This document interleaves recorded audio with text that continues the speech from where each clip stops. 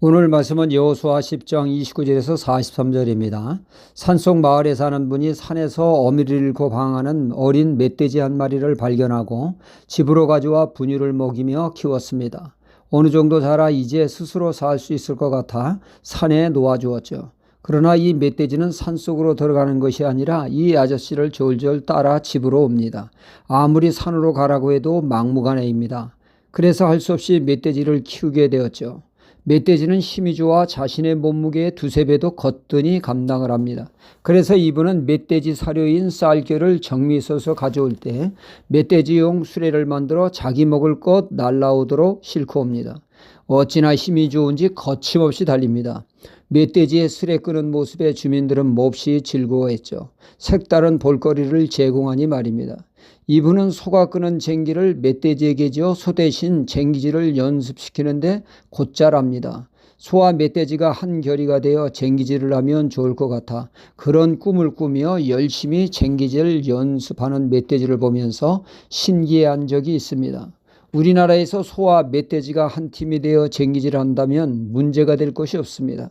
그러나 구약의 이스라엘에서 이것이 가능합니까?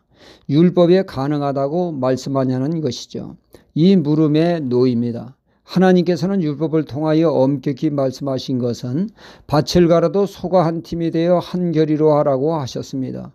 소와 나귀가 한 팀이 되어 하는 거 엄격히 금했죠.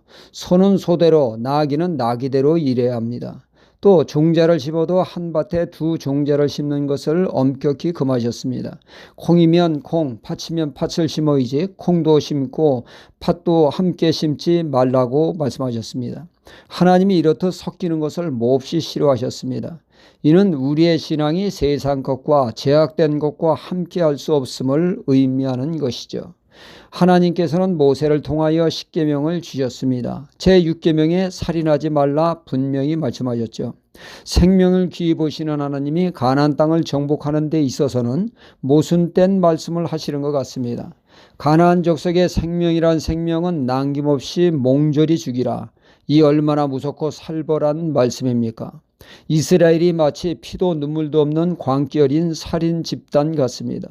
왜 살인하지 말라 하신 하나님이 무섭게 살육하라 하십니까? 가나안의 정복은 단순한 침략 전쟁이 아니기 때문입니다.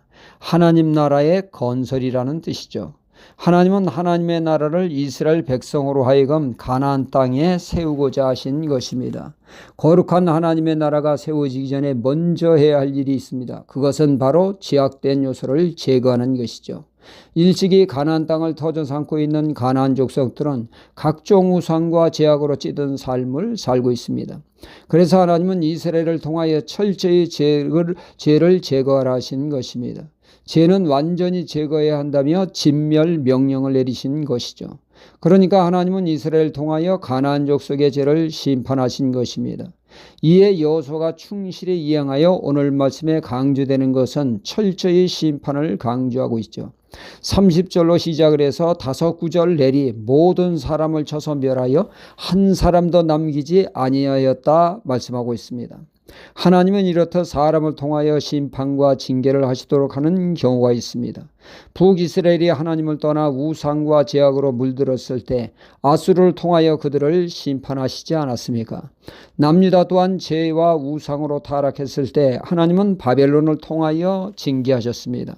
가나안 땅의 하나님의 나라 건설, 이 땅의 하나님 나라의 건설은 온전히 이루어지지 않고 오히려 파괴가 되었죠. 이 파괴된 하나님의 나라를 세우기 위하여 예수 그리스도께서 이 땅에 오셨습니다. 주님은 회개하라 천국이 가까웠다 말씀하셨습니다. 예수님이 이 땅에 오시면 하나님의 나라가 임한 것입니다. 주님은 주기도를 가르치실 때 하나님의 나라가 이 땅에 이루어질 것을 기도하라고 말씀하셨죠. 예수님이 이 땅에 오심은 사람을 그렇게 괴롭히던 죄악의 사슬을 끊어 버리셨습니다. 더 이상 죄가 인간을 불행케 하지 못하도록 죄를 십자가에 못 박으셨죠. 친히 주님의 몸으로 말입니다. 그리하여 더 이상 죄가 우리를 괴롭히지 못하도록 말입니다. 십자가를 믿음으로 죄의 문제가 해결되고 왕 되신 주님을 나의 인생의 주인으로 모실 때 비로소 이 땅에 하나님의 나라가 온전히 세워져 하나님께 영광을 돌리게 되어집니다. 하나님의 나라가 이 땅에 세워져 하나님의 뜻을 온전히 이루게 되는 것이죠. 예수 믿는 우리에게는 여전히 제약된 쓴뿌리가 있어 늘 죄의 유혹에 노출되어집니다. 그러므로 우리는 여호와서와 같이 제약된 요소는 과감히 제거하는 삶을 통하여 온전히 하나님의 나라를 이루어 하나님의 나라의 평강과 은혜와 축복을 누리는 천국 백성의 삶을 오늘도 누려야겠습니다. 할렐루야.